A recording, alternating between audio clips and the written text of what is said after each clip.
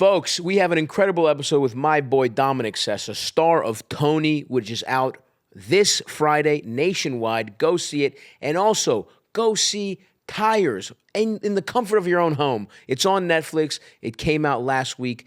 So proud of this season. So funny.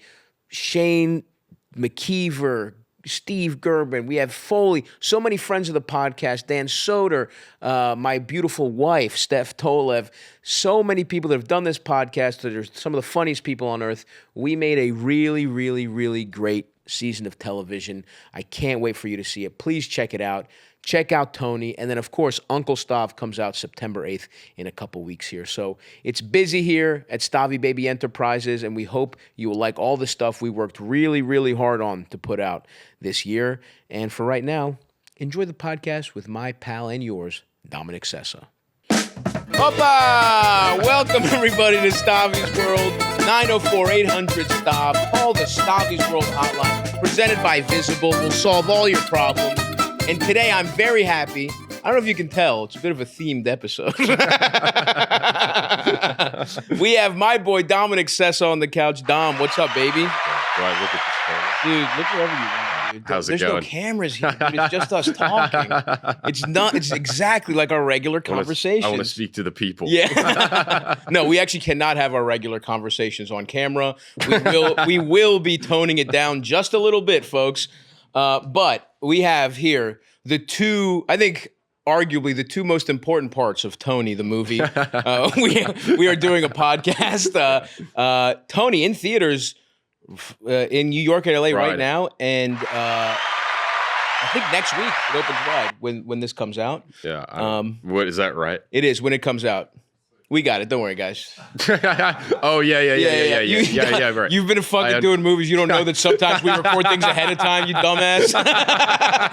We're not live going on YouTube right now. You've been doing too much press. Your brain is fried. You're like, huh? But it's not even out yet. It is crazy that the movie hasn't even come out. It is nuts, dude. Honestly, I'll suck us off a little bit to start. The movie's awesome. And I know you're not supposed to say that when you're in the movie. You're not supposed to be like, oh, it was fucking good as hell. But it rocks, guys. You're going to like it. I saw it with my mom, dude. I told you that. My mom watched it. Yes. You went to the premiere. That's you meet right. my mom? I met your mom. Yeah. Great lady. Great vibes, honestly. Yeah. I need to meet your mom now. Dude, absolutely. We should set up mom play dates. Yeah. I legit think they would get along. I got your mom's vibe. I was like, whoa, yes, she's awesome. Yeah. Your sister was there. It's a family affair. Yeah, it was awesome. No, we had a lot of fun making the movie. The movie was, yeah. That's the thing. You can see that. It is the only time, I feel like, look, obviously I don't know shit about, I've just started acting. You're a little baby who's only done a couple movies, so we don't really have we don't have like the experience for this shit. But I feel like every time I see somebody promote a movie, they're like, we were all friends, right, and it was so fun. And half the time they hated each other. I know. You know what I mean? That they can't even be in the same room. Yeah, barely talk to each other. Barely. Yeah. But our movie had a problem because we would sometimes play Mario Kart too long when we were supposed to go back and shoot. To set. We were late to set because we were across the street in a different house hanging out. So when did you got there? When we were all like in the restaurant? Exactly, the very. So end. we were basically staying in we all shared a green room. Yeah, it was we were the just house chilling across the street. Yes, and Reese, my good friend Reese, shout out to Reese, who was with us for the entirety of I know. And Reese gives a star turn, folks. Yeah. You'll see him. When you watch the movie, look out for the man with the best hair. Yeah. That's Reese. That's the only clue we're going to give you. Look at it. When you see a man and you're like, why the fuck does his hair look like that? That's Reese. Dead giveaway. Yeah. But he's awesome. He's the Shocking. man. And you sent him on a very important mission to get a TV. Incredibly important mission. And that was the day we were shooting the clam bake and it was hot as fuck. It really boosted the morale of it was the whole shoot. When we got there, I was like, it was hot as fuck. Remember, it's like the hottest day. There's no sun. It was my first day shooting. Yeah. We hadn't done any of the kitchen stuff yet. I was like, damn, everybody was kind of pissed, it felt like. What was did they give you like any, because you were obviously making all these lobster rolls. Did you have any sort of instruction? I had 1 day of training. Yeah. How was that? With our food coordinator. She was awesome. Yeah. She was the best. And she would also make us I ate so much lobster, and then sometimes you would just be like, "Hey, can you make me some more lobster for lunch?" We could sneak over to her. Leo was getting buttered lobster every day for lunch. Yeah, they were hooking it up. Yeah, they really were. It was I will say, being fat as hell and one of my first big movies being a Bourdain movie, I'm so spoiled. Because now I just did a movie where it's like about country music. I'm like, this fucking sucks. Oh, really? Well, no, the movie's awesome, but I was like, where's the lobster? Yeah. Where's the oysters? There's no all you can eat. There's no all you can eat. I mean, look, it was cool. I got to meet some fucking country music stars, but I would, no disrespect to them. I mean, people ask me a lot, like, what was the best eating I did? Like in Cape Cod. Yeah. And I would say on set. Totally. It's just like, I mean, we had fresh lobster, fresh oysters, fresh fish every fucking day. It was amazing. And everyone was so, like, you can't have shitty food on a Bourdain movie. Yeah. If our food looked like shit, that would have been, like, we could have been bad at acting. It was the one thing we needed. One thing, we could have blown it, but like if the food looks like shit, like don't do the movie. So they really cared about that, and we spent more money on the food probably. Dude, I've said this 100 times. They definitely spent more money on lobster I consumed than what they paid me. It's not even close. I was straight up, remember how many lobsters I was taking down? I mean, what does a lobster go for? Like a pound of lobster? Yeah, Elders, do a little market research. Dude. Yeah, let's do some math. Come on, man. Let's actually do some math. Let's do some we were in math. the kitchen, for like 2 weeks we were shooting in there? Yeah, 2 weeks. Okay, 2 weeks, so 10 days let's of say, shooting. 10 days total. Let's say I average 6 lobsters a day, which actually is low. Yeah, that's a generous average. That's really conservative. That's insanely conservative. We're looking at a retail in the range of 14 to 25 per pound at local fish markets. So how much is one lobster is what, half a pound, would you say? A big ass lobster? I mean, maybe we should do it by the lobster roll. Right. Ooh, great point. What does a market price lobster roll go for, Eldest? And quick. Hurry up. This is live. This is live, dude. Right? 25 to 40 is. Wow. Okay, so let's say I had 8 lobster rolls a day, which feels right. Yeah. Which honestly, legitimately does not feel. Because also, it was also funny because every time between takes, you're like, all right, reset, and I was like, we're gonna need lobster. We need more. Yeah. I ate the lobster roll I just made. So let's say they're $30. $240 a day. $240 a day. That's honestly, at least, like, and that's so conservative. Yeah. I mean, $3,000 at least. I put down on lobster you got rolls. paid $300. I had to sleep at the foot of Matt's bed. Yeah. They didn't put me up. It was funny though, because I was like, did you get to have some time, like, because we shot actually in P-Town, Cape Cod. Did you get any time to like hit the beach, do any of that shit? Did you get any tourism? A little bit, time? yeah. Well, the first night that me, Leo, and Amelia were there, we were all staying in the same hotel. Oh, that's sick. And Leo, you know, he's a social butterfly. He's the man. He's a people person. So he had made friends. He just walking down the street within the first 2 hours with like all of these restaurant owners and bar owners. Yeah. And he was like taking us out that first night. And then Matt joined us. And we kind of, I guess showcased ourselves. Beautiful. To the town. Oh, it's true, because people are probably pumped you're there. They were so happy we were there. And we were meeting them, and they were excited. They were so stoked about the movie. Yeah. Dude, we got to parlay this. It was awesome to like wrap and then just run into the ocean. Yeah. Because it was super hot. I mean, we were there in summertime. And what sucked is we all wrapped, and then you had one day where it was just you, right? Dude, I feel like I had funny. So many days. Like, before you got there too, where I was just like, I'm all by myself. Yeah, totally. You're right. Because this movie, it's you. I mean, you're in every part of the movie, and so there must have been times where they're just shooting your face close as fuck for a whole day with nobody around. Just Matt talking to me. Yeah. No, it was not like. Thank God we had Matt. Truly, because like, I don't know. He was just with us all the time. 100%. Kept the morale going. Dude, he's fun. He's like, the way he directs is so sick, because it's like he just explains everything so well, and he just, every note he gives you, it's for a reason that he explains immediately. Yeah. Like, you know exactly what you're trying to achieve. Right. And there's no like guessing.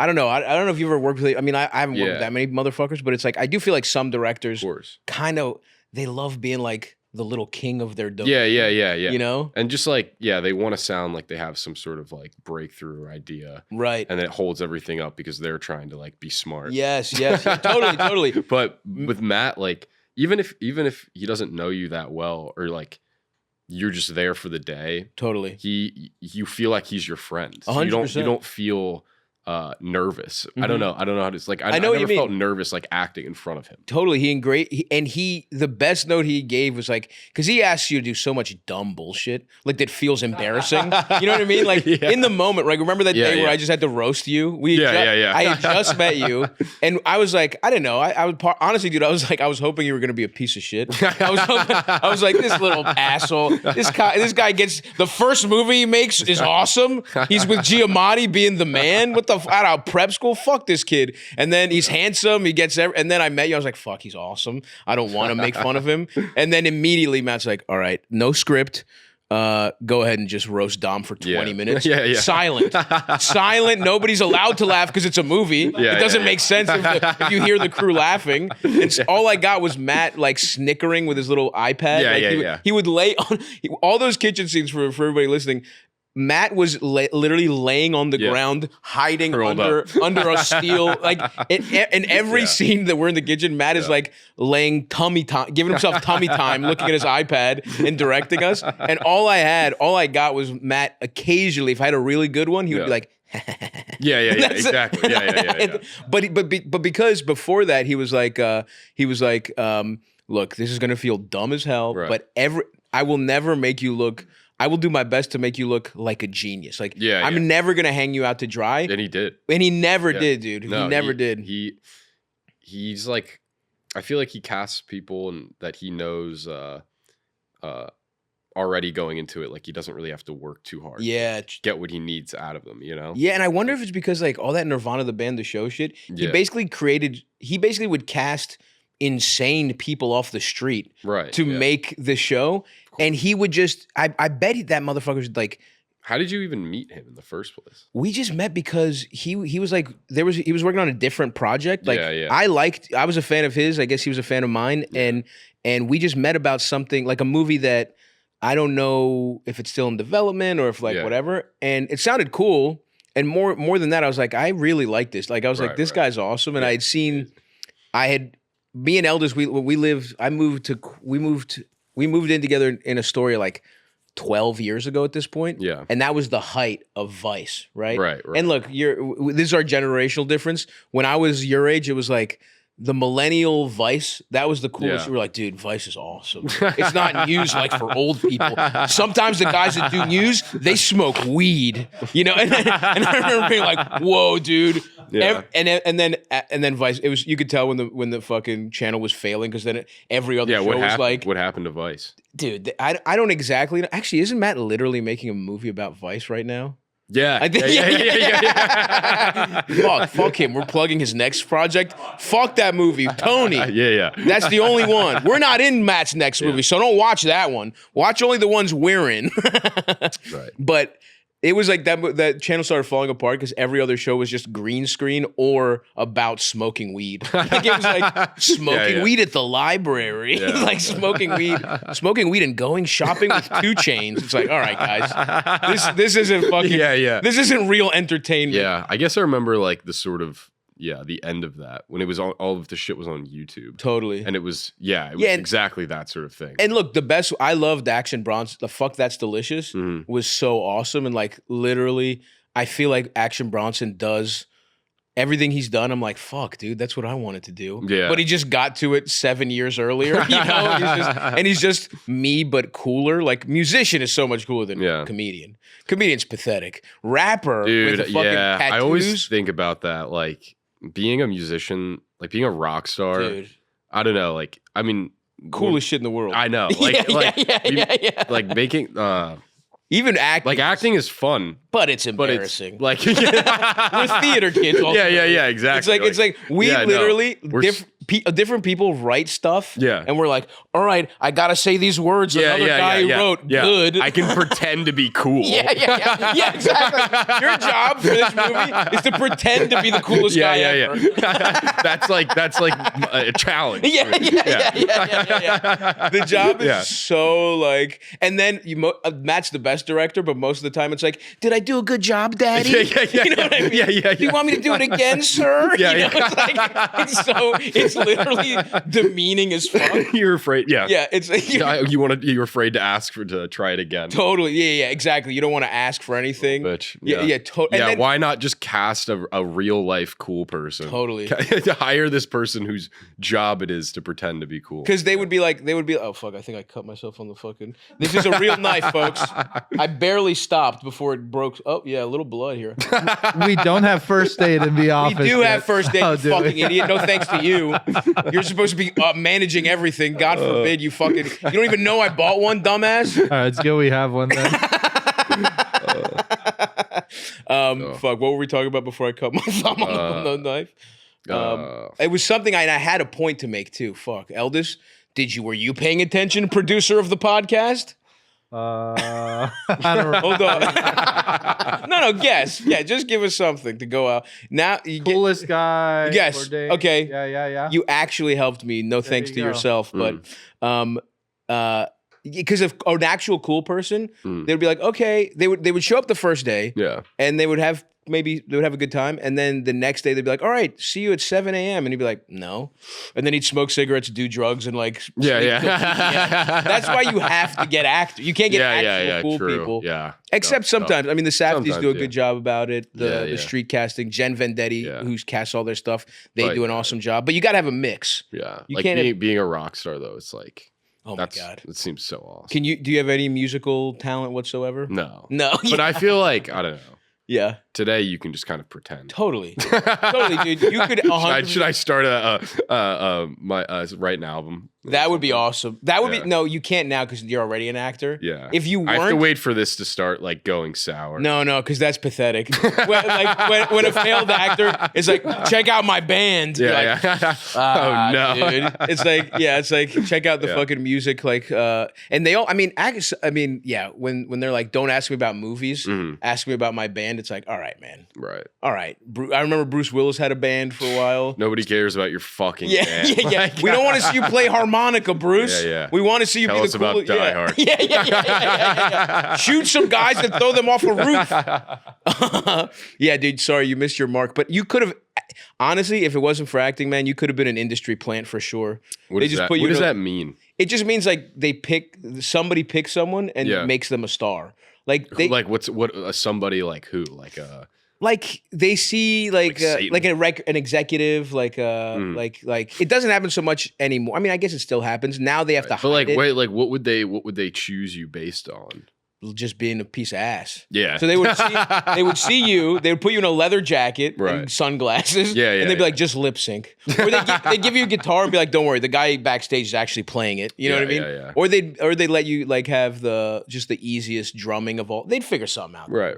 You know, you could have been plucked if they hadn't gotten you for holdovers. They could have gotten you for being a fake musician. Singer. Dude, I know. I would always be like, damn, dude. Being a fucking singer would be so sick. Playing guitar or rapping. Yeah. That's just like, yeah. And that's also a real being problem. Like a pro athlete. Oh, dude, that's peak. That's the best. But that's the opposite of like, you basically put every awesome moment of your life into like 10 years. Right. You know, because 22 to like 34 as a pro athlete is the best shit in the world. I can do this for a while. Exactly. Yeah. You can do this for the rest of your fucking life, dude. Right. Yeah. Have you ever thought? Yeah. I mean, you're still in like young fucking ingenue territory, but Would you ever? Do you ever want to be a body transformation guy, dude? You want to get fat as shit for a role? Yeah, I would. That would be fun. Hire me as your consultant. Yeah. Dude, if you have to put on 40 pounds for a role, and I don't immediately get a phone call, lose my number, bro. I have Marvel paying. Like, Yeah, they cast you as like the blob. Yeah. They're paying you to take me out to fucking eat. I would be so good at that job. Honestly, if any studio out there wants me to fatten up a star, go to me. I'll do it cheap. And listen, how about we put me in the movie? I'll do it for free. How about that? Fuck yeah, exactly. High calories, low quantity. I wake you up in the middle of the night, just put a milkshake in your mouth. I just fucking I put a beer bong in your mouth. I'm just putting cookies and cream, melted. You just got a button with tubes in my mouth. In the movie, Banderas wakes you up with fucking water. I just wake you up with pudding. I'm like, eat your way through it, pal. Each morning starts with 2,000 calories of tapioca pudding. Chocolate. Pure chocolate. I do think it would be hard to get you to gain weight though, because your diet is very like, you eat fucking, noodles, you eat tendies. I would have to do liquid calories for you. Yeah. What would that consist of?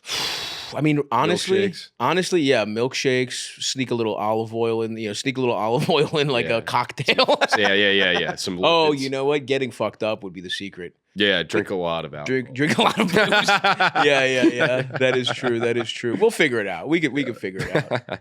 What is like your treat? Like, do you have like a specific meal? Do you have like when you really want to treat yourself? I know we've had some fried chicken together. That's a very decadent meal. We've had some decadent fried chicken. You know what I like making for myself? Please, sometimes? Tell me. And it's like, if I have friends over too, I'm trying to make a meal, I'll cook a ribeye, like a thick-ass ribeye. Hell yes. And mac and cheese as well. I love that, dude. Joe off camera. Makes the same dish pretty well. I love it, The thing is, Joe prefers Velveeta mac and cheese on the Joe, side. you white trash. Our friend Joe, Dom's manager, is here. I prefer Kraft. Oh, okay. So you're also white trash. Yeah. Just a different type of white trash. Kraft. Okay, yeah. This is you being fucking 23. Where you're like, where your big meal is you fucking put a ribeye with Kraft mac and cheese, you fucking dumbass. It's amazing. It's like you're getting a $70 cut of meat and a $1.25. It's exactly what it. Yeah, that's like my Whole Foods receipt is like $2.99 for Kraft mac and cheese, $78 for a steak. Honestly, though, I am shitting on you. That does sound good, dude. When the like steak juice seeps into the mac, the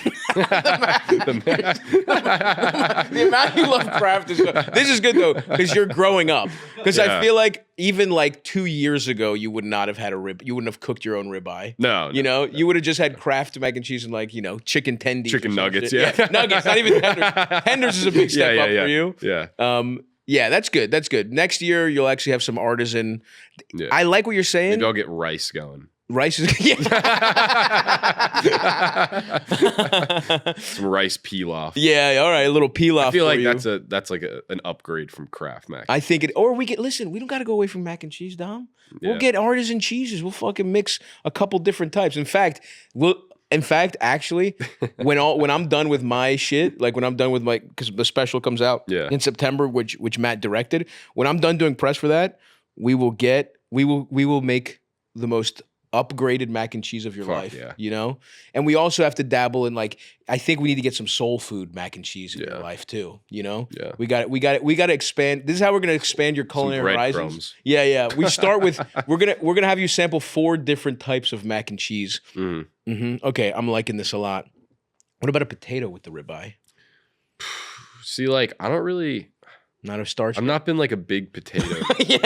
Like I've just started to kind of like mashed potatoes.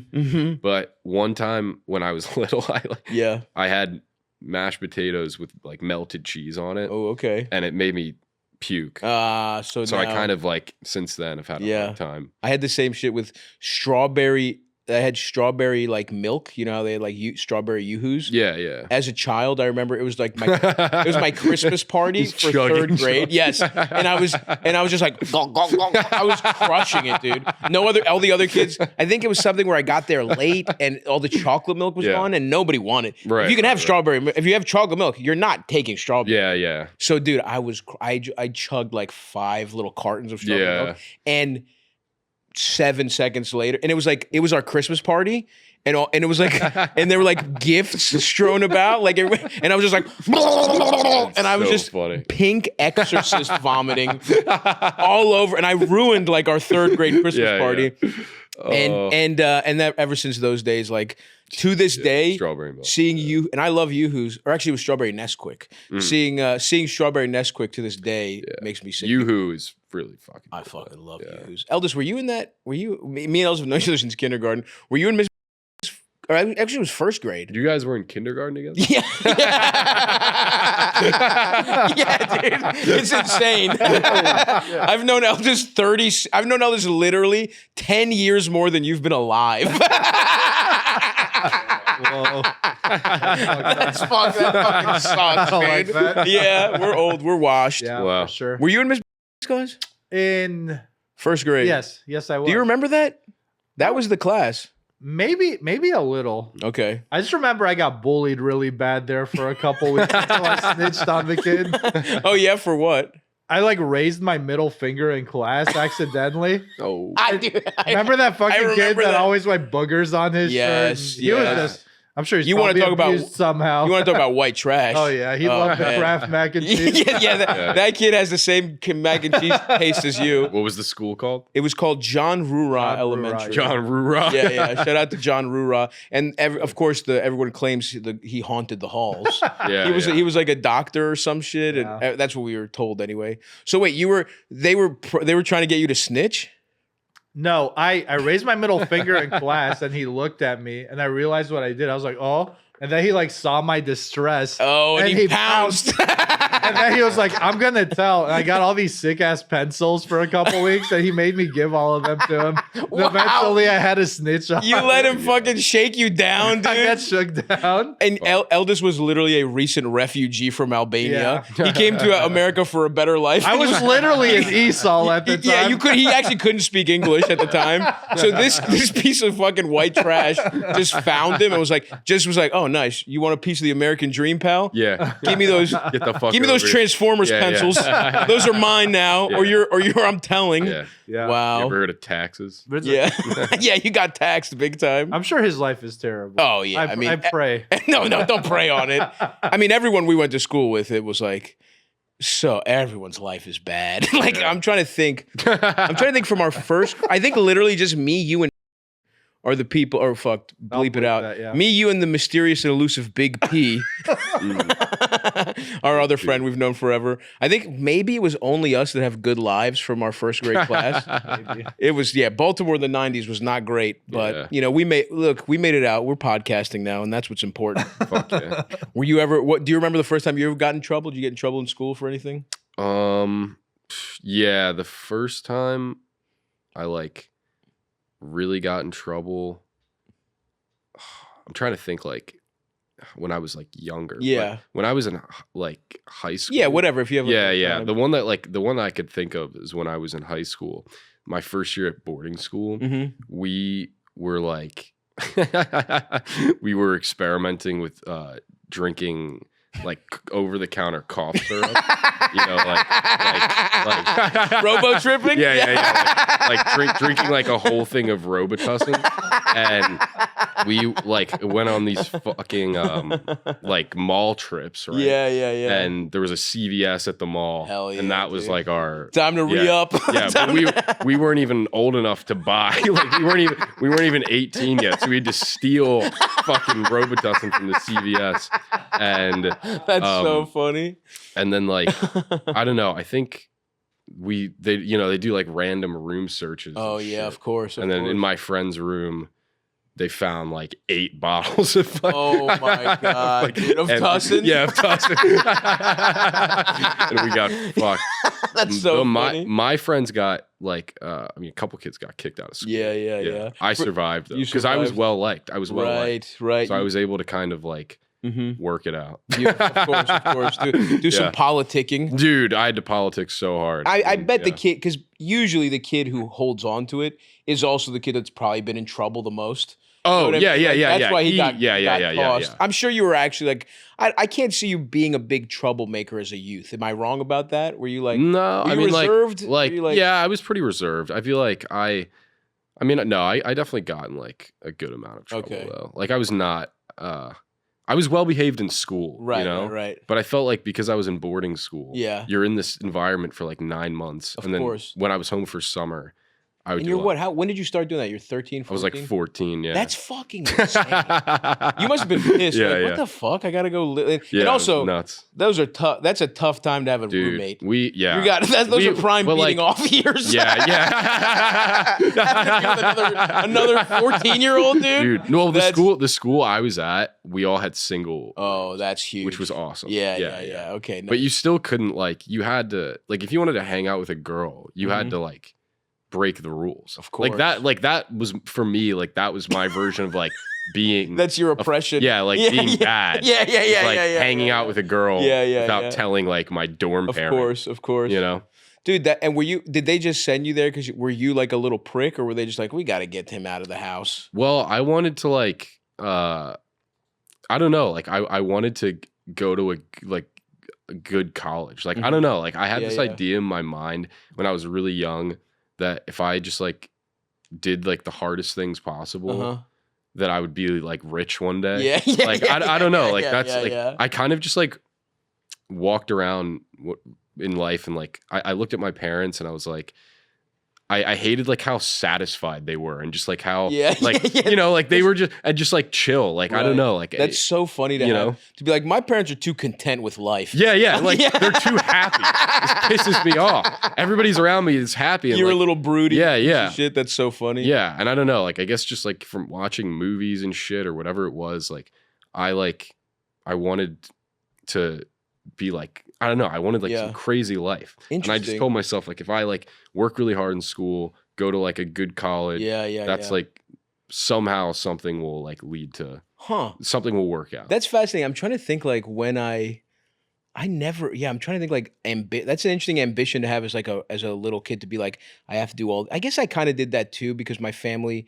I had the immigrant shit where it was you have to do it. Right. My parents were hey, we need you to fucking do well. We're fucked if you don't. Yeah. But it's interesting because you also because you grew up on the beat, right? You grew up in Jersey and I grew up in on the Ocean City. Ocean City, Jersey. Yeah. Which is a bizarre place to grow up also. Yeah, it's there's not a lot of kids and why were you guys living there? Your parents worked there? They just I mean, from yeah, there? I guess both of my parents are from New Jersey. Oh, okay. And my grandparents live there. Gotcha. So just fucking moved there. I don't know. Yeah. But Ocean City's fucking crazy. You know what I mean? Isn't that it is a tourist because I know Ocean City, Maryland. Dude, yeah. It's it's a tourist place for sure. So boardwalks and shit like that. Yeah, most of my friends from high school from Ocean City aren't from Ocean City. They're from Philly. Gotcha.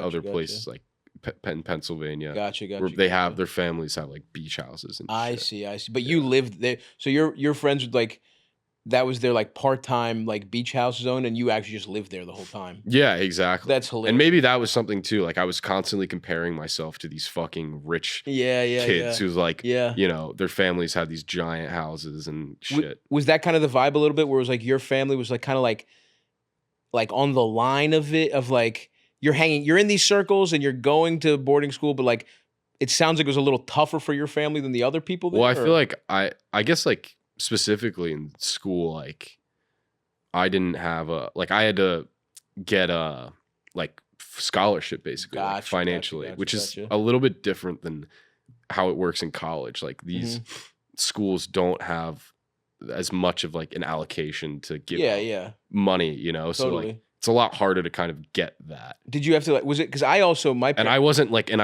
good at anything.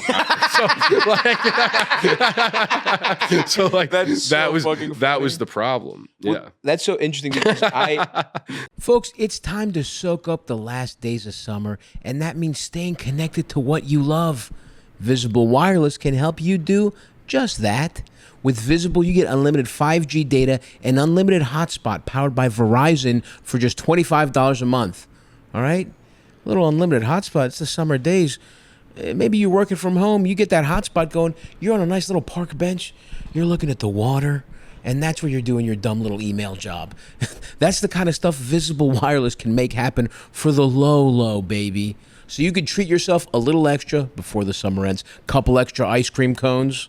Maybe a nice margarita on a rooftop. courtesy of our pals at Visible Wireless. Not official. They're not going to give you that stuff, but all the money you can save allows you to then enjoy summer. You follow. You know what I'm getting at here. Switch today at Visible.com. Plans start at $25 a month or get their premium Visible Plus Pro plan and save $10 on your first month when you use promo code STAV. Terms apply. See Visible.com for plan features and network management details. It's so funny because when I was in 5th grade, I grew up in Baltimore, like I said, Baltimore in the 90s, and public schools were pretty bad there. Yeah. And so I did apply to a lot of these like really exclusive, like we didn't have boarding schools, but we had like private schools that at the time, we're talking when I was 11, so we're talking over 20 years ago, 25 years ago. Jesus fucking Christ, I'm having a lot of realizations. That's a quarter of a sentence. That sucks. Shut the fuck up. Don't tell. I know how long it is, Dom. But at the time, 13 grand a year. Yeah. 25 years ago to go to middle school, it's right? Nuts. Insane. And I applied, and I thought my identity as a little kid was just because we went to this school where the impoverished were bullying refugees. Like it was the Wild West. Yeah, right? It was not a good school. And I was pretty smart for, like, they literally, remember, Eldis, we had the gifted and talented program where it was literally like gifted and talented. It was like next to the administrative offices. Yeah. And it was like a room that housed like 9 kids, and they were like, all right, you guys might make it. And so it was like me, Eldis, mysterious and elusive Big P. Oh, you guys were both. Dude, yeah. They GT. Exactly. They saw us. They were like, as soon as they taught Eldis English, they were like, oh, yeah. I remember when they did that shit in like 4th and 5th grade, and you would just feel so I felt superior. Well, I wasn't in it, so yeah. You would watch like the 2 kids in your class like stand up and be like, "All right, we have to go now." Okay, time to okay. And then you just sit there and you feel like a dumbass. Yeah. Okay, everyone, we're gonna take the children with potential out of the room now. Now that we've all had, now that we've all read a story or something. They're 3 hours a day away from all of you. yeah. Dude, exactly. Oh, dude, and I, from the flip side, because that's exactly how it went. You would go to your class for like the beginning of the day, and there was some, I don't remember elementary school now, some warm up, some bullshit like that. Yeah. And there was a moment where they call you up, and it was like getting up to go to gate.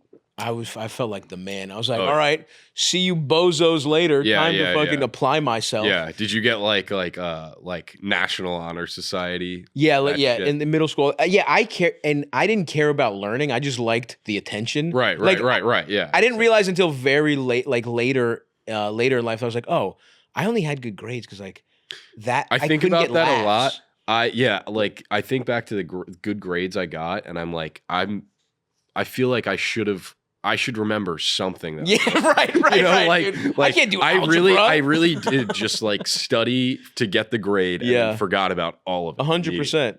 But also that's life. Nobody fucking knows anything. Yeah, they just have a problem they have to solve for like a week or two. You solve it, and then you keep it pushing. But true, actually. Thank you, man. I'm wise. I'm wise as fuck. Yeah. But just 11 years. Yeah, dude. Yeah. And so I remember being like, so I went to these like exclusive schools, and I interviewed, and I did all this shit, and then I got in, but they wouldn't give me a scholarship. Right. And there's no way we could afford it. And my mom, I remember my mom like came, and she was like, she already was working 2 jobs. She was like, I'll pick up more shifts as a waitress. I was like, you don't have to do this. No, yeah. It's not and then the way I coped with it is I made on N64 WWE No Mercy. Yeah. And I created a version of the guy who interviewed me from that school. It was the Gilman School in Baltimore. Yeah, the Gilman School. Yeah. And I literally and in No Mercy, I made the guy who interviewed me, and I just like to just beat the fuck out of him in a wrestling game. I was like, fuck. I picked like fucking. Where did you guys like hang out in the summer? The summer was like sometimes we would go to. I mean, every other year my family would go to Greece, which was awesome. Right. But we were just hanging out. Like I was at my. Would there be like the group of kids with like their Gilman hoodies? Oh yeah. No, listen, that was I didn't go to that, and it's the best thing that ever happened to me because. I would have become like a little, like I would have been the poor I would have been so much poorer than all those kids. Yeah. I would have tried to fit into people that now I hate. Right. I'm afraid I would have become I would have become like a fucking banker or something. Yeah. I would have been the worst guy of all time. I've been some fat guy with plugs, with hair plugs that works at a bank in Baltimore right now. I would have the worst life ever and be like, isn't it, you know what? I just think we need, I just think we don't need to talk about all this. It's nobody's business who's gay or not, but just keep it away from me. I would have been one of those guys. I would have been just such a piece of shit. It's like, no, I just like lower taxes. Yeah. And, I'm racist. You know what I mean? I would have been a piece of shit if I went to that school. My life, and also, dude, I went to Baltimore City Public Schools. You had to be funny. Those kids were fuck. It was like the funniest people I will ever meet were just kids in 7th grade that I went to school with. Did you guys have a rival school? We had so in Baltimore there were 2 good high schools. Yeah. There's Poly and City, public schools anyway. Yeah. And that was theoretically our rival school, but it was there was no bad blood. No prank. Yeah, it was just it was kind of like the GATE program writ large, where they were like, all right, these 2 schools, these kids might do something. Right. And every other Baltimore City public school was they called them your zone school. Right. Kids were fucking my brothers didn't go to my middle school. They went to still it was called the Ingenuity Project at the time, but it was just a shittier version of the one I went to. And the first day my brother went to school, a kid was he was like, hey, yo, I like your pants. Give me them. And my brother just had to run. Yeah. He just huh? And he just fucking booked it. And the first day somebody tried to steal my brother's pants. Yeah, and that was the 3rd best public middle school in Baltimore. A kid got stabbed for his Charizard at that school. Fuck. So it was that's where there was more. It was inter-school rivalry, not inter, or whatever, whichever one of those that means. You ever see a lot of kids get stabbed and shit? I did not see stabbing. I saw a lot of kids get the fuck beat out of them. Yeah. But it was more just the verbal, it was just getting good at roast. I didn't realize they were preparing me to be a roast comedian. They were preparing me to be good at crowd work. Yeah. Because that's what the lunchroom was. Mm-hmm. It was you better find someone to make fun of if you're a fat white guy in Baltimore City Public Schools. You better find somebody. I felt like it was pretty easy in my school to make people laugh because it was so, I don't know, it was a pretty controlled environment. Of course. And everybody was pretty well behaved. Yeah. So just kind of doing something that was a little bit risky or dangerous was could draw attention immediately. Right. And I'm sure it was the one, as much as annoying as it is to be sent away and have to feel it's got to feel sort of really nice jail on some level. Yeah. Right? No, it was nice being away from parents kind of in a way. You had a sense of responsibility where, you didn't have to, you could actually mess up and deal with that on your own without being yelled at. Totally. Because it's illegal for your teachers to curse discipline at you. Yeah. So you could be a little piece of shit. Yeah. And also you're there with all boys sucks, but it's also we had girls. We had girls. Oh, you did have girls. Yeah. Oh, it was an actual. Yeah. Oh, I didn't realize that. It was co-ed. Huh. That's insane. Yeah. But most of your time in the dorms and shit, you're with the dude. bros. Yeah. It was great actually. But when I went to film The Holdovers my senior year, my room was connected to my best friend's room. Oh, hell yeah. And he was like, is it okay if I use your room for some more space? Hilarious. And when I came back, he had a 2-bedroom. My bed was gone. There was 4 plug-in griddles. And that's so funny. A mini fridge with eggs, bacon. Oh my! This man fucking made a little diner in your bedroom. 4 TVs. Respect. This guy sounds awesome. We had double stacked couches, so it was movie theater. Hell yeah, dude. Yeah.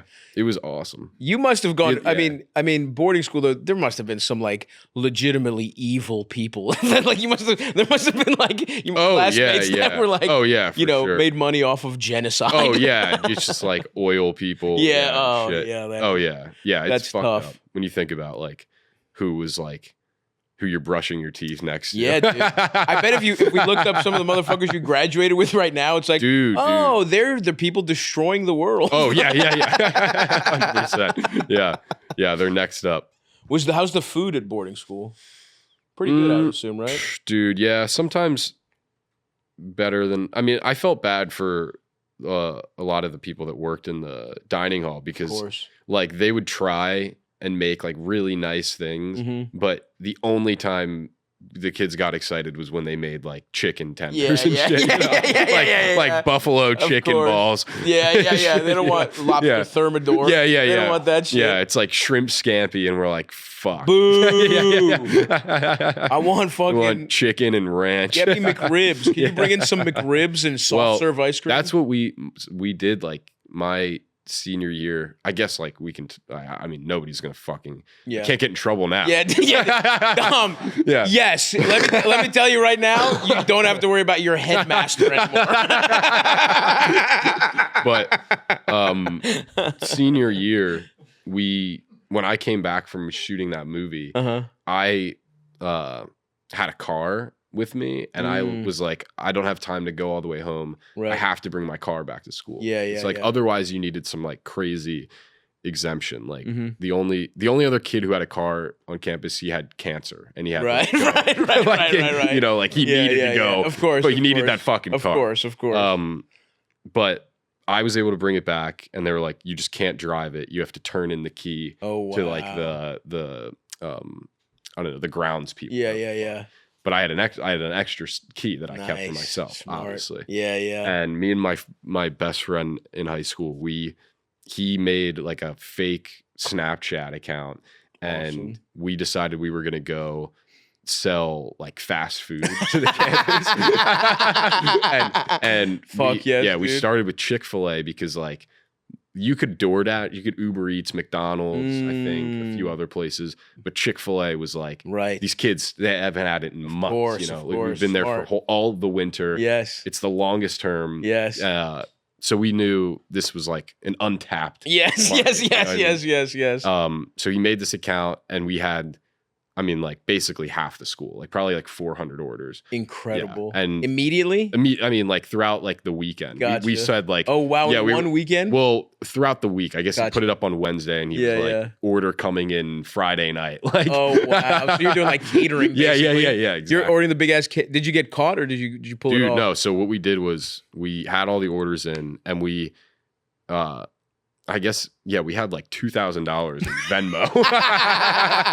With all these incredible. Because we upcharged. I mean, we was like $15 for a chicken sandwich. You're selling the son of a guy who works at Raytheon. Yeah, and we're also, I mean, the risk we're running too. Of course, there's cost, man. There's costs associated with this. Exactly. That's really funny. And we drove the car through like the cornfields in the back of the school, and then like 2.5 hours Chick-fil-A. That's so funny. 2 hours. Yeah.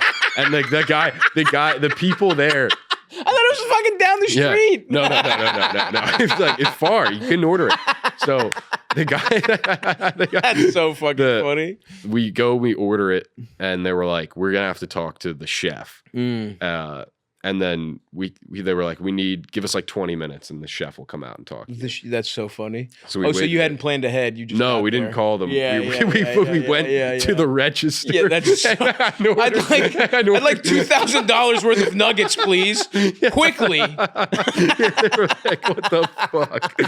And so that's hilarious. We were like, all right. We might be screwed. But the guy came out, and he had so much energy, and he was so excited to do the order for us. Wow. And the people working behind the register were fighting to ring us up because it was like a record for that store. Interesting. The order. And they took our photo. That's so funny. You get caught because your principal fucking is that the Chick-fil-A? Like, huh? What the fuck? What the fuck are those two assholes doing on the wall at a Chick-fil-A in Jersey? Yeah. But we got them. We picked up the order. It was like 4 giant catering boxes. Hell yes, Got it back, and I think we both profited like $50.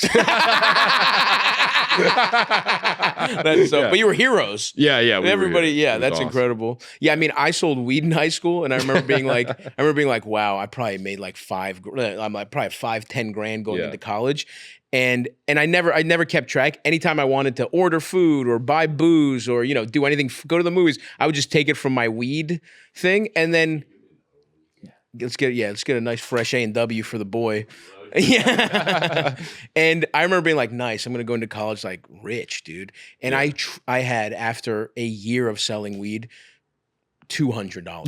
Like I would smoke. Anytime I wanted weed, I would just smoke my own weed. Anytime I wanted to buy chicken wings or Chinese food, I would just get that. Use my weed, and I just used all the money in me. I didn't save anything. I was just. It was so funny. I was selling.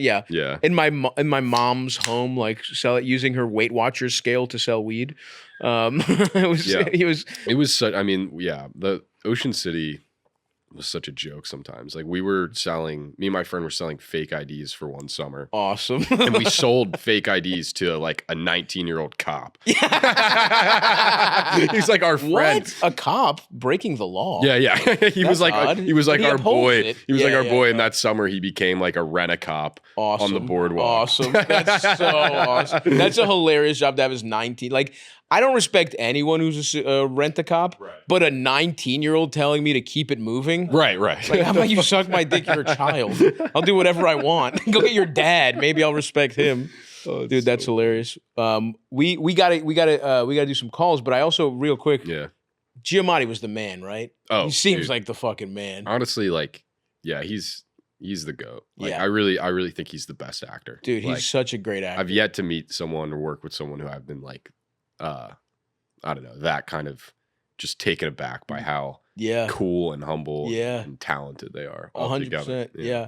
And my favorite thing about Giamatti, and you don't have to comment on this if you don't want to, is that he's got the scene there. He did a scene in Billions where he like had hired a hot dominatrix. Yeah. And then on a red carpet or like at some party, there was a pictures of him with her just hanging out. Like, he like spit game to the dominatrix, the hot actress. That's awesome. And I was like, salute. Yeah, respect. You're just a little fucked up looking guy and you're getting these hot girls. I was like, you are my hero, sir. Yeah, bro. Like if I could do like 0.1% of the character actor career that Giamatti has, and then also pull like Giamatti pulls, dude. Dude, have you ever seen that movie? What's it called? Barney's version? Barney's something? No, I haven't. What's it called? Can you look it up? I might be misremembering the title of this movie. It's a Paul Giamatti movie. And let's see what else. It's amazing. I'll check it out. Barney's version. Barney's version, yeah. Just look up Giamatti. And he plays like a badass in this movie. Like he's like cool. That's awesome. I like and what's interesting too is like I love that because it's like now. I mean, especially his character in The Holdovers is like the least cool guy in the world. Yeah, but so awesome. But that's what I also love about Antonio's career. Like in Spain, his early movies, he plays fucking weirdos and he plays like nerds. And it's like, what? Dude, it's so weird. Like these guys are such good actors that you see them and you're like, they can embody anything that they feel like embodying. Also, like the people that, like all the actors that Antonio's worked with too, like it's insane. You watch all of his old movies, it's like crazy. It's insane, dude. The people that are like he's worked with. Yeah, and he's had an insane career and he's played every type of guy. And I mean, we just rewatched Desperado. I just got I just got amazing like stunt sequences. Incredible. Dude, so fun. Such a great movie. And like he's such a badass in that. Yeah, I just got you guys see the new apartment. I got a sick TV and I'm becoming a like 4K guy. Like my favorite movies, I just want to have them in the best resolution. Like I just want to and I got surround sound. I'm becoming like a home theater. Like I want to be a home theater. You still have that same TV that you It's here now. Oh, okay. Yeah. The 100-inch TV was too big for my new apartment. Dude, yeah. Yeah, I had to settle for a 75. I feel like the TVs are better. Joe says they're better than projectors. I think so. I mean, projectors are a pain in the ass. Like, what's the best projector you can get? I mean, listen, if you get the best projector you can get, you're like you're really cooking. Yeah. The thing projectors have is that, and I know this because I've been I've been thinking about gigantic televisions the last 2 years. When you go over 85 inches, like when you go over 85, like every inch is like $500. Really? So like 100, like we got the 100-inch TV. It was like an open box thing, and I got it so cheap. But like 100-inch, like a really good 100-inch TV costs like $15,000. So like a projector, you get like for $1,000 or whatever, or even cheaper if you want to. You get a really nice one for $1,000, and it could be 150. Like, so that's, if you want huge, go projector. Yeah. But if you need anything 85 and under, just go TV. They're also, projectors are kind of a pain in the ass to get going. I've not gotten to the stage in my life yet where I can like not break a TV within 6 months. Yeah. So I go for like the $80 Roku. Of course, the Rokus we sent Reese to buy so that we could play. Yeah, because we needed to buy a separate TV to move from set to set. So, exactly. Dude, I've purchased so many $200 Rokus in my life. Absolutely, dude. I have so many random Roku remotes in my apartment. All right, well, listen, we could talk all day, but we also got to help the people. We need Dom's. This man has so much life experience. He needs to share it with the people. So why don't we hit the visible hotline, Eldest? And of course, let's remind people, go see Tony. What are you doing? Yeah. This is going to be so big if you like either one of us. Seeing this movie would be huge for both of us. Yeah. This motherfucker. This is big for us. This is actually really big for us. But this could, I want to play a fat bully in every Hollywood movie from now. I want to be the first call when they're like, we need a fat bully. Yeah. Let's get Halkias on the line. If this goes well, and then Dom, look, this kid's going to be fine either way. Really, I'm the one who needs it. This kid's going to be in movies for the rest of his life. But if this fucking bombs, I'm fucked, guys. All right. So go see Tony right now if you're in New York or LA, and next week, it opens everywhere. And by the way,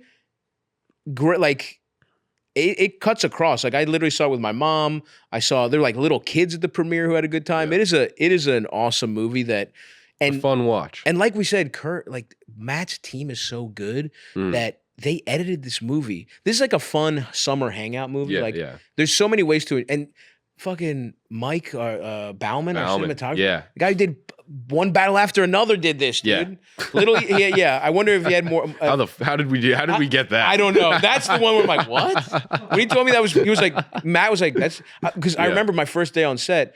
I looked in the camera. I was like, what the fuck? I was like, dude, this is insane. This is like, and I like Matt, but and his shit, they do so much documentary. I mean, Blackberry's cool, looks good, but like Nirvana the Band, the show is like, it doesn't look good. It just is fucking weird. I think it gave Matt so much freedom too to just like chill with us and work with us. Exactly. Mike got to do all the and I remember being like, dude, what is this? This looks incredible. He's like, that's PTA's guy. I was like, what? I was like, fuck yeah, dude.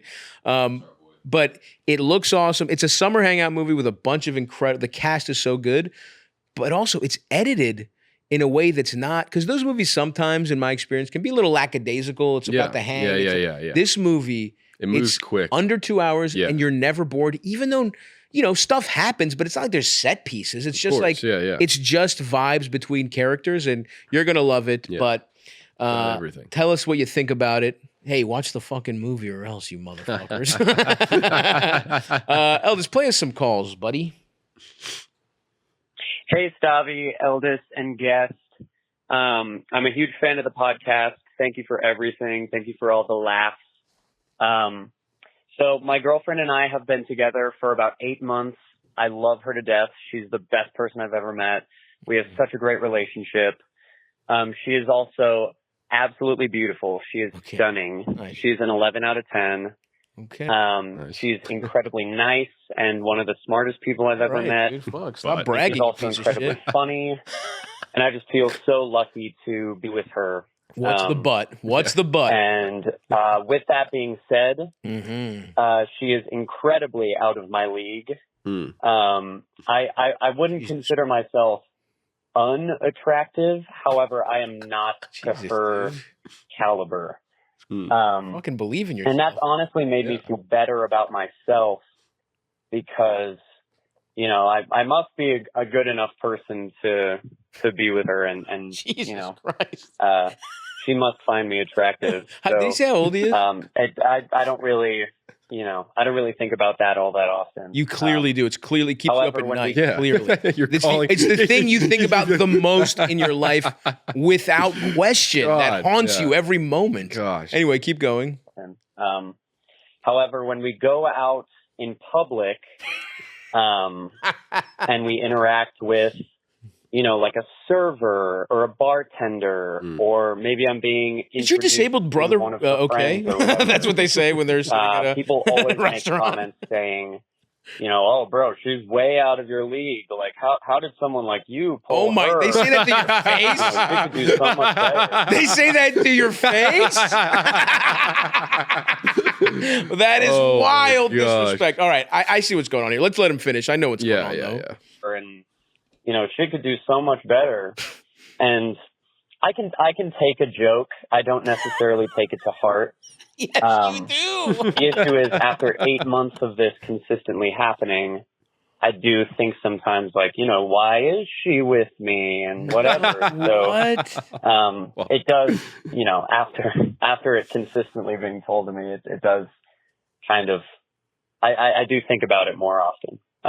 So I know this is necessarily not going to change, but how could I maybe go about dealing with this better? Thank you guys. I appreciate it. I love the podcast. This is so funny. See ya. This is so awesome. And also, you have no idea what to say, Dom. You've never had this problem in your life. What do you mean? Everybody says we're both hot when I'm with a model. No one even looks at us. I'm with a woman that people are afraid to stare in the eyes. I'll take this one, Dom. This is so clearly a mindset thing because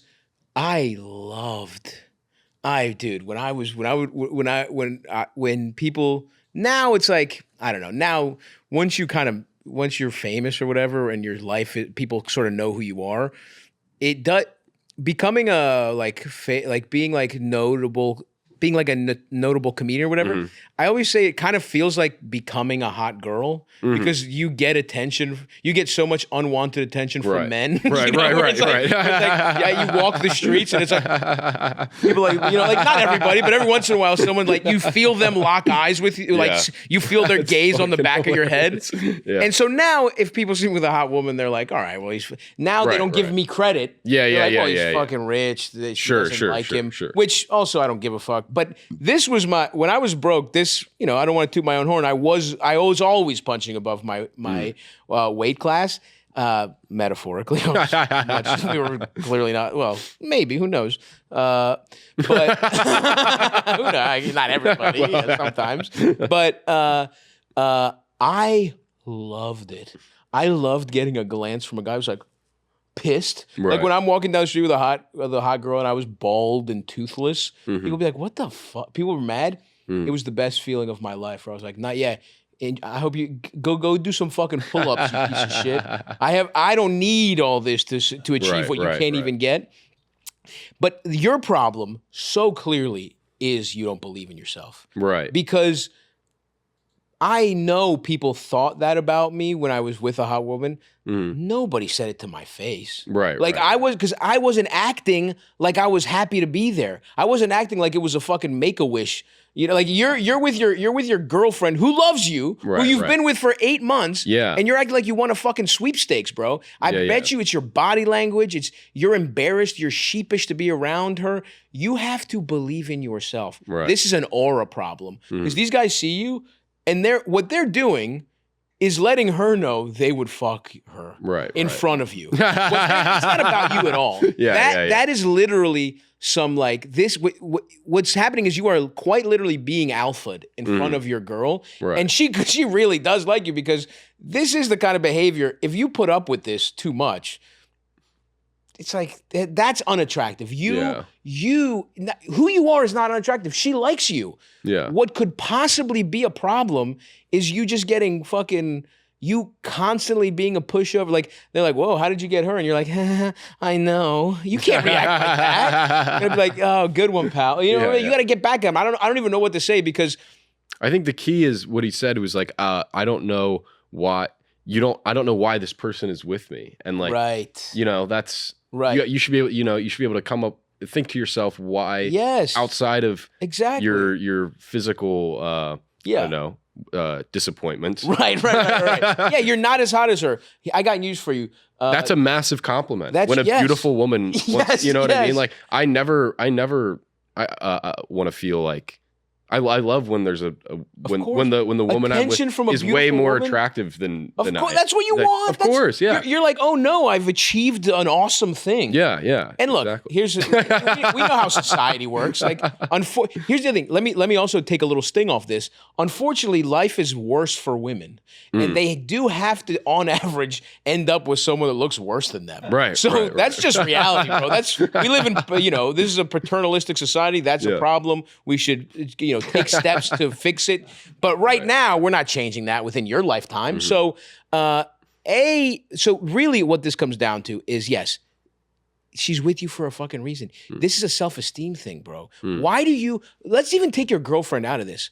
Why do you feel this way about yourself? Like, what is it? And really think about it. And I'm sure there are reasons, because look, sure, I'm talking a big game now, whatever. And I'm at the point in my life now, and I was at the point in my life when I was like 25, where I liked that attention. And I also was pretty combative. I mean, look, I also knew that I could, if this guy tried to get at me, I knew I could insult anyone better than they could. So I know it's not the same thing. I get that. I had something in my back pocket and an anger problem and a chip on my shoulder. So I did like it. And maybe you're just like maybe you're not, that's not how you're built. You don't like confrontation, whatever. And not that I do either. I just, in specific circumstances, I did. But this is not even about your girlfriend. This is about what you think about yourself. Right. You are putting out the energy that says, come disrespect me in front of my beautiful girlfriend.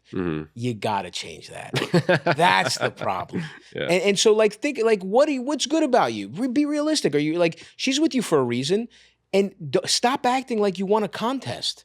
You start acting like you deserve to be there. And this is a little tough because this is a nebulous problem. Right. I almost want to talk to this guy, maybe on a honestly, call. and thinking about what were the things that how did you portray yourself at first with this person? Like, did you kind of give a false image of yourself, first? Right? Yeah, that you're having a hard time living up to that now. Interesting. And you're coming to terms with the fact that she fell in love with a persona that you would put interesting on something that you projected, right? That's definitely a possibility. Maybe that's the root of his insecurity, but whatever it is based in insecurity. Right. And so figure that out, dude. And I'm sorry because I mean, there's not much we can tell you other than believe in yourself, but you cannot let that slide. I got to be honest with you. Right. You cannot let people talk to you that way.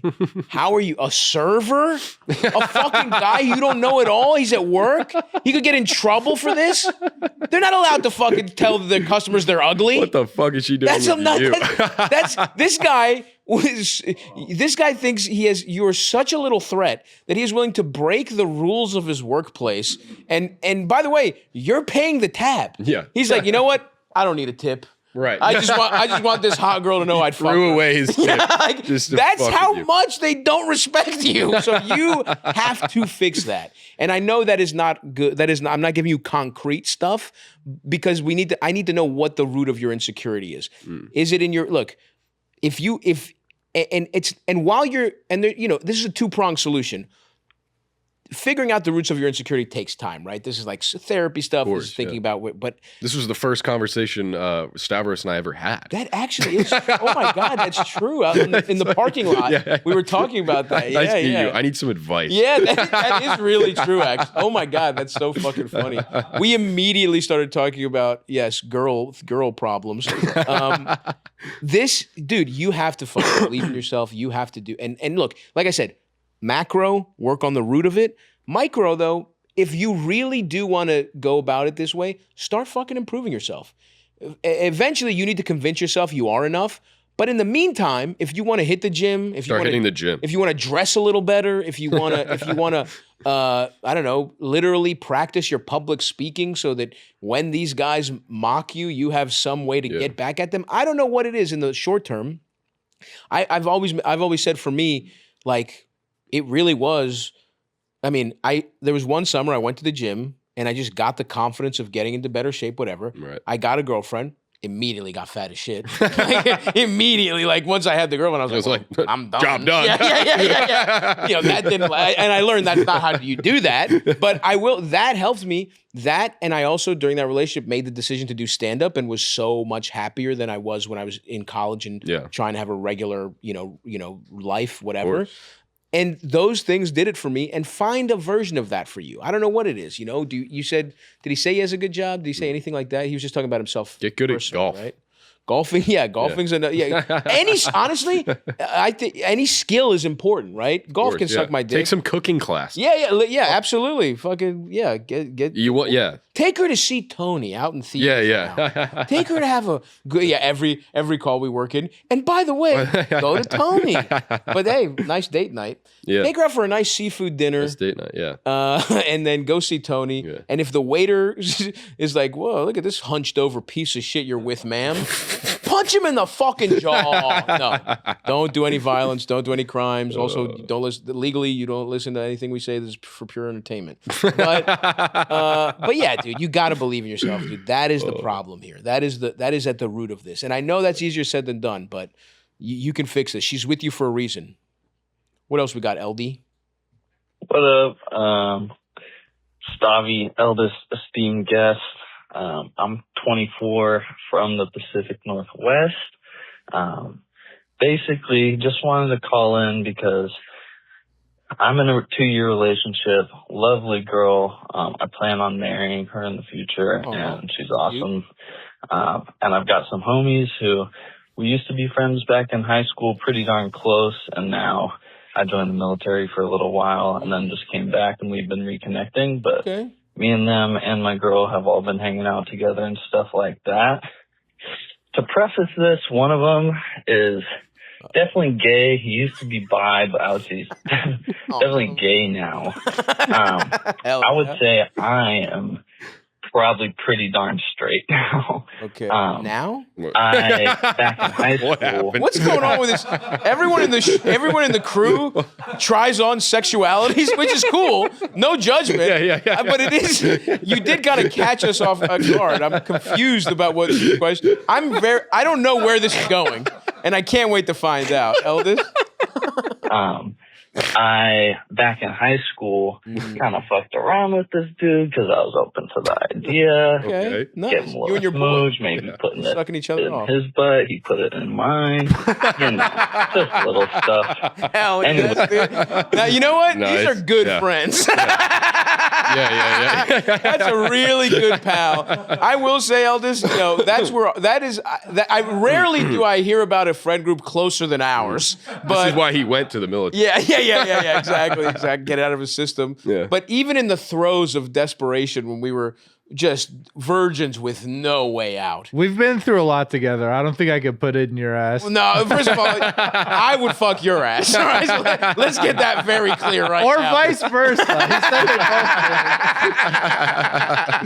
I wouldn't, but if push came to shove, I would fuck your ass. But this is the same guy that he's I believe, yes, to. his bi friend was really, he used to hook up with his gay friend. He fucked around with him. Yes. Okay. Keep going, Eld. I'm interested. Little stuff. Anyways, didn't want to knock it till I tried it type thing. Respect. Tried it. Very not really knocking it, but just isn't for me kind of thing. Fast forward to the day, we all hang out now again that I've kind of reconnected. And I don't feel like it's a huge weight on my shoulder. I haven't seen it in a couple years. Connected. And I don't feel like it's a huge weight on my shoulders because, I'm not feeling too fruity these days. However, I just want to know if I'd be doing my girlfriend a disservice by not telling her just because we're all hanging out again these days. And also, she's like pink hair, very liberal. I see. Let me see you kiss a boy type shit. So interesting. I don't think she would be that mad about it. My one reservation is I don't want her to see him differently or be like, it's weird all hanging out now. I don't know. She knows he's gay, but doesn't know that I've done all that with him. Sure. Anyways, love the show, bruh. Yeah, peace. Respect. Well, I don't know, man. Let's put this pink hair to the test. Yeah. Let's see. If that haircut is earned. Right. Because if she see her show her stripes. 100%. Because if she Yeah, if she wants, literally the problem might be she hears about this. This is kind of the reverse of like, usually this happens in the reverse where like a guy, so a girl is bi or maybe experimented. Right. And she tells her, straight boyfriend. Right. And he's like, could I fuck both of you? You know what I mean? Like usually this might be the reverse where if you have kind of like a queer girlfriend or just an open girlfriend who wants you to be a little gay and you tell her you used to do gay shit, she might want to watch you suck dick. Right. It sounds like, sounds like it's more about, from the way he's describing it, it's more about the tension between the friend group that he's trying to avoid. Yeah. I think you're fine with the gay thing. For sure. Like, she does not going to give a fuck about that. I don't think so. Yeah, that's fine. Yeah. But I don't know, like trying to put myself in this position. Well, it's like it is just like if you were hooking up, like let's say a girl. Right. Yeah, that's what I'm trying to think. Totally. It's like, would I tell and she was my friend and this was I don't know. I probably wouldn't say anything. I know. I wonder if the juice is worth the squeeze. Right. It's like, I think. Well, also, I don't know. I wonder how the friend feels too. That's a good point. I wonder what his vibe is. Like, is he wanting to I don't know. I don't think so. I mean, that's not that's not the vibe I'm getting from this. I think so yes, we have kind of two separate issues here. One is a kind of classic dilemma, which is, do you tell your partner? A lot of people have friends that they maybe used to date or hooked up with or whatever. Right. Now, for me, I'm at the point in my life where the people who I'm friends with that I dated or used to hook up with, that was so long ago. Yeah. That it doesn't even feel like the same person anymore. Right. But when this kid's 24, he said, and this was high school, when you're, for you, that was a long time ago. I mean, high school at 24, you went to the army, you've lived a bunch of life. Completely different person. You're a completely different person, completely different life. And also high school and like college is like, so you kind of do get a pass for experimenting overall. Right. So it's like, it's in general, would I tell my significant other, it's like, hey, my friend, we used to like hook up a little bit, like it wasn't serious, whatever. Right. We're totally friends. I don't know if it's the kind of thing you even have to make a big, if it comes up. If she's like, hey, what's it? Like, then you could be like, oh yeah, like we like hooked up a couple times. Because it doesn't sound like you even, it'd be different if you guys straight up dated. Like if he was your boyfriend for a year or whatever, that's a little different. And you can say it just what it was, because it's not something you have to underplay. It's exactly. You're like, we fucked around a little bit. I was curious. It wasn't really my thing, but whatever. If it comes up, I would say it. But I don't know that you have to make this big declaration. I wouldn't lose sleep over it. I wouldn't lose sleep. I think it's fine. I think it's the kind of thing where exactly. Stop thinking about it. Right. Because your boy probably doesn't give a fuck. Yeah. In fact, he's probably like... You're creating this thing in your mind that really doesn't exist, maybe, Totally. Especially with his girlfriend. Of course. Would it be a little different if you were dating somebody who was like a fucking bigot? Sure. Right. But you probably wouldn't be dating that person anyway, of right? Course. Like, yeah. So to me, dude, I think you're just kind of overthinking this. It's like, if it was a, well, now I'm actually thinking though, because I was going to say, if it was a girlfriend, right? Like, right. I could see, I still think you probably don't tell her unless it comes up. If you're like, we hooked up a couple times. We're mostly friends, especially somebody who's like, young. She seems to be cool and like sexually liberated, all that kind of stuff. This is a minor blip. It's fun. It's a funny aspect of your... And it doesn't sound like it was something like serious. No, it's not like it was like a serious relationship. Yeah. So I say only bring it up if it comes up. And when it comes up, don't be all nervous and weird about it if it does. Just be like, oh yeah, I mean, we used to hook up. He was bi back then. I was curious. He's clearly gone his direction. I've gone my direction. And all that might happen is she might want to make you do more gay stuff. I think that's the most likely outcome if you tell her. She's like, oh, really? Because like, dude, if I'm dating someone, she's like, yeah, I used to go with I'm like, can I see you? Really? Can I see? When's the last time you put her titties in your mouth? And can it be soon? And can it happen again? So yeah, you're fine, dude, but shout out to you. Shout out to you. I wonder if did he do any gay stuff in the Army is my question. Yeah. It feels like you probably would just because. He came back straight. Yeah. You got to imagine something. That's Pete Hegseth's going to put that on the brochure. Yeah. Send your gay children to the Army. We'll make them straight. Go. I went in by, but I saw some shit over there. Well, yeah, you see such unspeakable horrors, and it takes away the delights of homosexuality. Yeah. Next question, LD. Hi, Stav, and esteemed guests. Been a fan for a long time. I've been doing online therapy for anxiety, which basically means that my therapist and I meet online instead of in person, and it's been going really well. But my therapist did tell me that she uses AI to take notes from our sessions. Notes and a little different, but that's been going really well. But I don't know how to feel about like AI having all of my info, therapy thoughts in some kind of cloud somewhere. So just wondering what your thoughts are on AI having notes from therapy sessions. Love you. Love the show. Thank you. Interesting. Yes.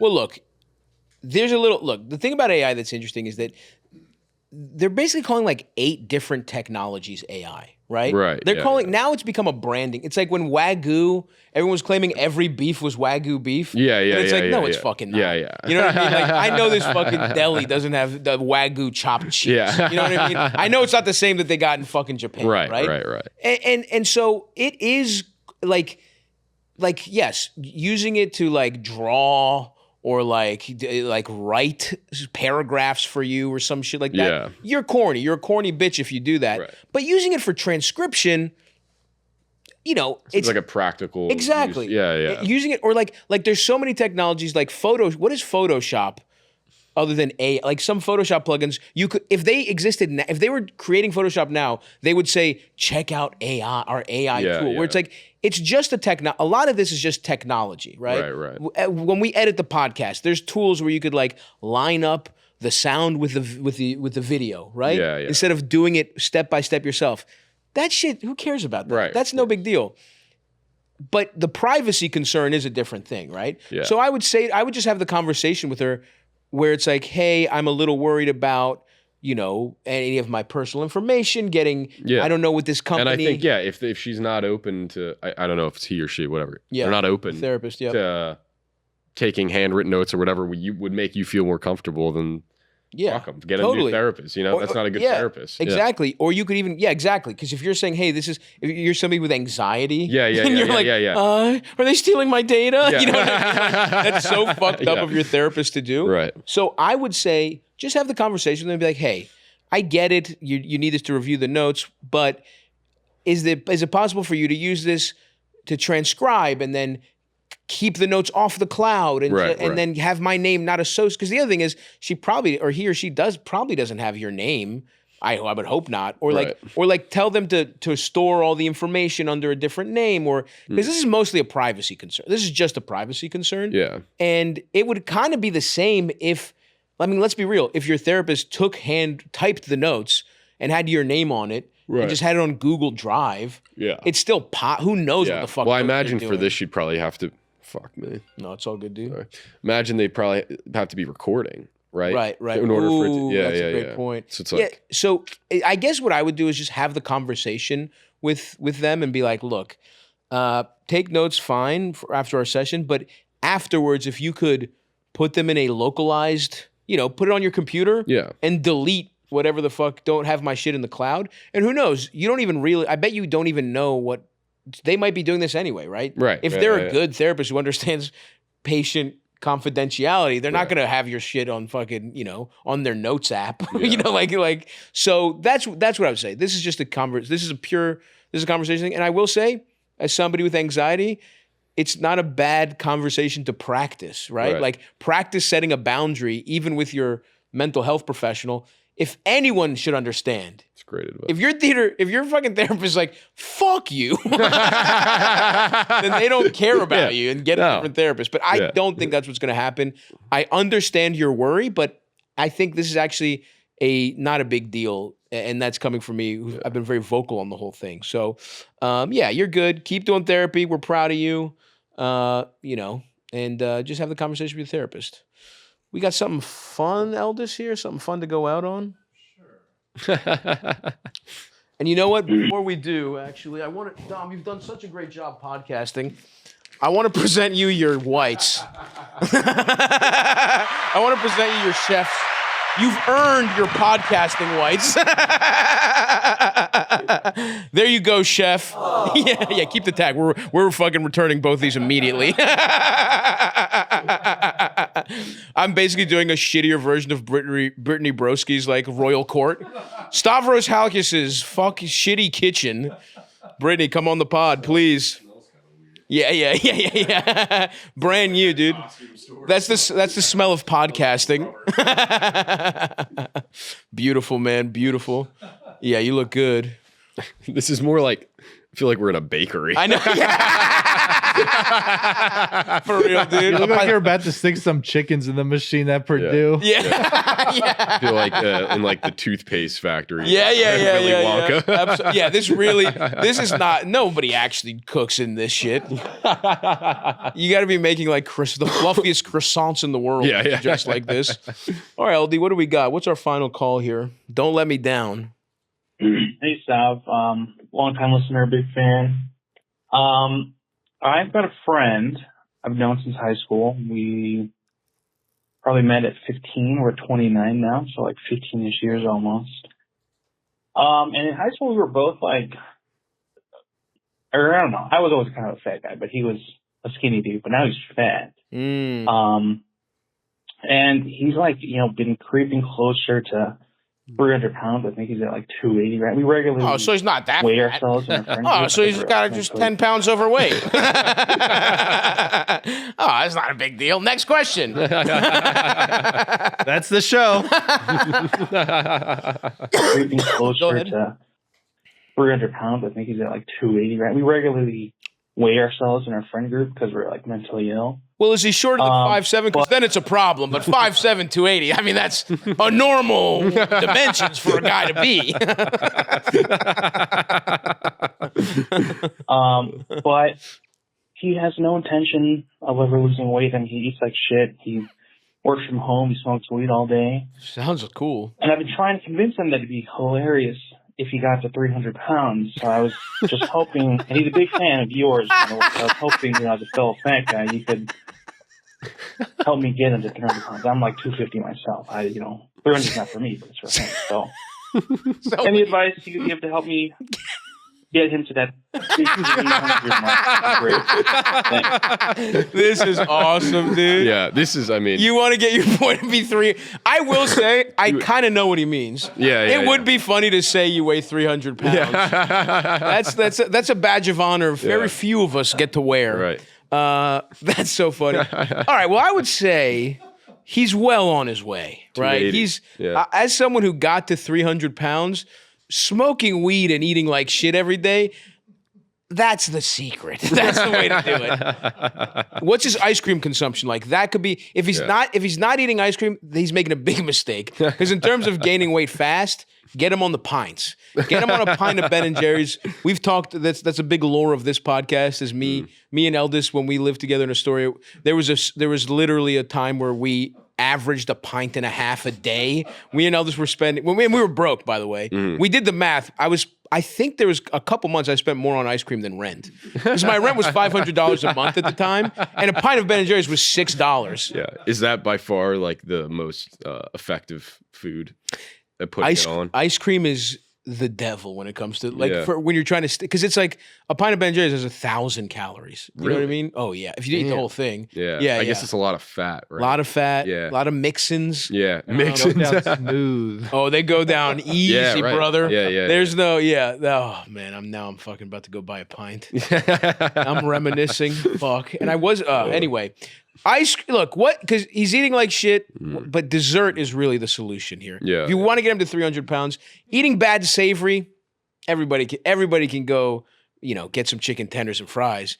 Can you then follow it up with an even more caloric dessert? Right. That's where we separate the men from the boys. Yeah. All right? That's where we separate the true eaters.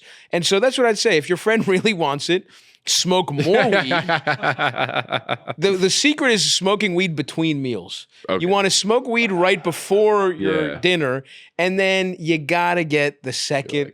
The second one, like, oh fuck, I'm full. I'm time ready to take go. that. I'm ready to go. Yeah. I'm ready to go. I will say that the reason, because I'm on GLP-1s, every time I stop smoking weed for like a week, I lose like 10 pounds on these. And but I feel like if you smoke before you sleep too, then you wake up hungry. Yeah, it does something. You wake up in a groggy, hungry state. Yeah. And so I would say the solution is he's gonna have to, if he really wants this, he's gonna have to smoke more weed and eat more ice cream. That's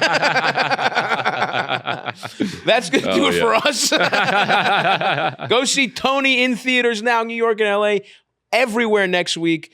Dom, I mean, that's all you got to plug. That's the nice thing about being an actor, though. You fucking have one big project. Yeah, watch Tony. Watch Tony. We're both in it. We're both in it. We're both in it. It was a blast. Truly, the movie, I don't know, man. I watched it again. I watched the premiere. I watched it with my mom at the Museum of the Moving Image.